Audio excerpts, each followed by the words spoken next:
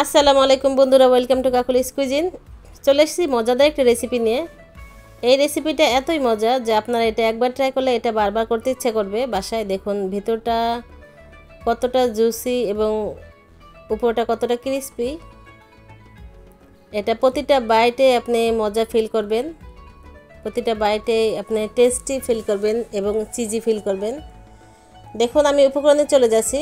আমি প্রথমে নিয়েছি 2 কাপ ময়দা, তার ভিতরে কিছুটা কালো জিরা এবং সাদা তেল দিয়েছি আমি 2 চামচ। এটাকে ভালো করে আমি মিশিয়ে নিচ্ছি ময়দার সাথে। লবণ এবং তেলটা ময়দার সাথে আমি হাত দিয়ে ভালো করে মিশিয়ে নিচ্ছি। এরপর নর্মাল পানি দিয়ে এটাকে আমি সফট ডো তৈরি করে নিব। আলতো হাতে এটাকে মেখে ডো তৈরি করে নিতে হবে।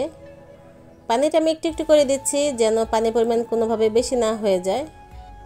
দেখুন আমার সফট ডো তৈরি হয়ে গিয়েছে। এবার উপরে নিচে আমি তেল ব্রাশ করে দিচ্ছি এবং এটা ঢেকে রেস্টে রেখে দেব কিছু সময়ের জন্য, তাহলে এটা আরও বেশি সফট হবে।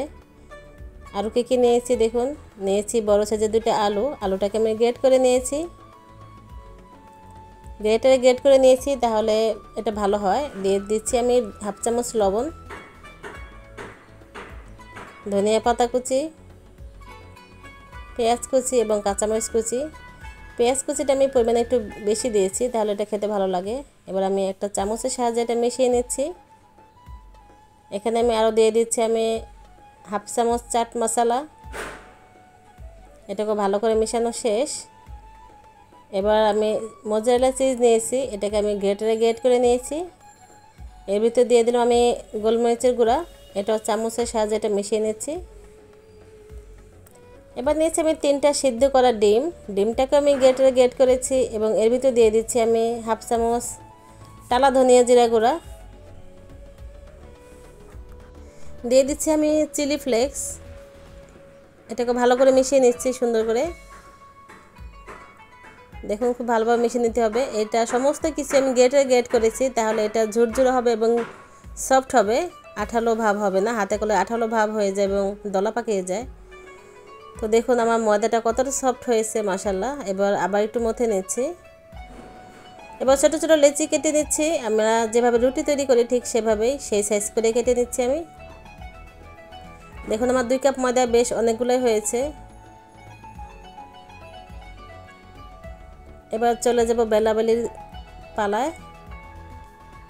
প্রথমে আমি লেচিটাকে সুন্দর করে গোল করে নিচ্ছি হাতের সাহায্যে। এবার বেলা শুরু। ময়দাটা বেলা একটু টাফ, আপনারা হয়তো অনেকে আমার থেকে অনেক ভালো রুটি বানাতে পারেন। আমি খুব একটা ভালো পাই না, কারণ আমি সবসময় রুটি বানাই না তাই।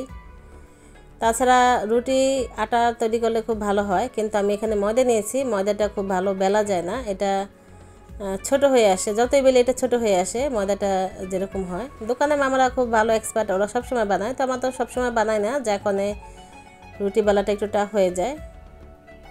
ময়দাটা বেলতে একটু কঠিন, কিন্তু ময়দাটা খেতে মজা। যে কোনো স্ন্যাক্স আইটেমে আপনারা চেষ্টা করেন ময়দা দেওয়ার জন্য। আটা দিয়েও হয়, কিন্তু ময়দা দিলে বেশি ভালো হয়, তাই আমি ময়দা নিয়েছি।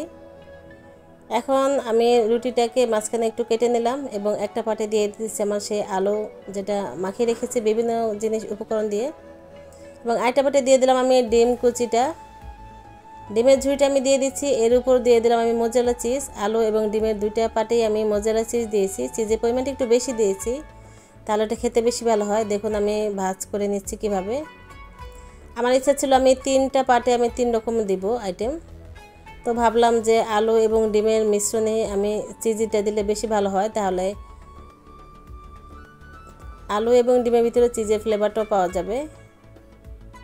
দেখুন আমি লক করে দিয়েছি, খুব ভালো মুখটাকে বন্ধ করে দিয়েছি। এবার ভাজ করে নিচ্ছি।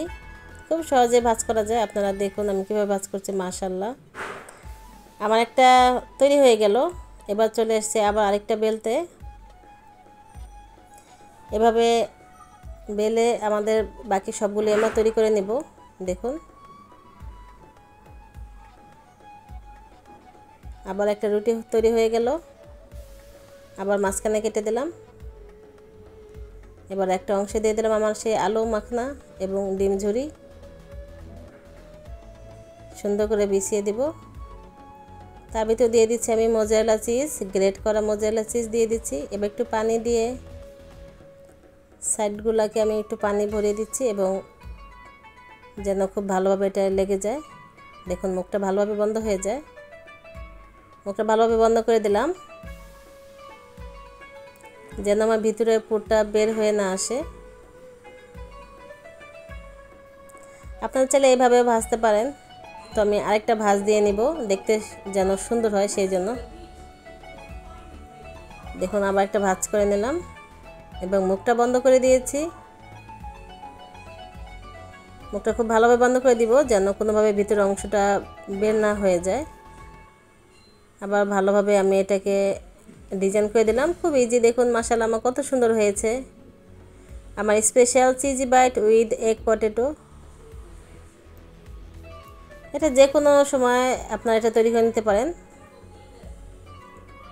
আবার রুটি বেলে নিয়েছি, আবার আমি আলু এবং ডিম এবং চিজের মিশ্রণটা এর ভিতরে দিয়ে দিচ্ছি। দেখুন কতটা ঝরঝরে হয়েছে আমার ডিম এবং আলু। এটা হাতে করলে দলা পাকিয়ে যেত এবং আঠালো হয়ে যেত, তাই আমি এটা গ্রেটার করেছি এবং চামচের সাহায্যে এটা মিশিয়েছি। দেখুন চিজের পরিমাণটা আবার বলেছি বেশি দিবেন, তাহলে এটা খেতে বেশি মজা হয়। আবার পানি দিয়ে এটা মুখটা বন্ধ করে দিলাম, আবার ভাজ করে দিলাম। এবার আরও একটা ভাজ, দেখুন দেখতে সুন্দর লাগে। আমার এই চিজি বাইটের ভিতরে আমার আলু, ডিম এবং চিজের পুরে ভরা ঠাসা একদম। এটা প্রতিটা বাইটে আপনি টেস্ট পাবেন। দেখুন প্যানে দিয়ে দিয়েছি আমি পর্যাপ্ত পরিমাণে তেলটা মাঝারি গরম হলে আমি একে একে আমার সমস্ত চিজি পকেটগুলো দিয়ে দিচ্ছি এখানে। এই মজাদার স্ন্যাক্স বা মজাদার খাস্তা বা মজাদার নাস্তা আপনারা যেটাই বলুন, আপনারা এটা অবশ্যই বাসায় ট্রাই করবেন। আমি উল্টে পাল্টিয়ে আমি দুই পাশে ভেজে নিচ্ছি। আমি মিডিয়াম আঁচে এটা ভেজে নেব, একটু সময় নিয়ে ভাজতে হবে। যদিও ভিতরে সমস্ত উপকরণই আমার সিদ্ধ করা, তারপরও ভিতরে রুটির কয়েকটা পার্ট গেছে, যার কারণে যেন ওইগুলো ভালোভাবে সিদ্ধ হয় সেটা খেয়াল রাখতে হবে। দেখুন আমার সুন্দর ভাজা হয়ে গিয়েছে মাশাআল্লাহ আমার special cheesy bite with egg potato. দেখুন কতটা সুন্দর হয়েছে এবং ভিতরেটা কতটা জুসি এবং মজা। ওকে, আল্লাহ হাফেজ এন্ড থ্যাঙ্কস ফর ওয়াচিং।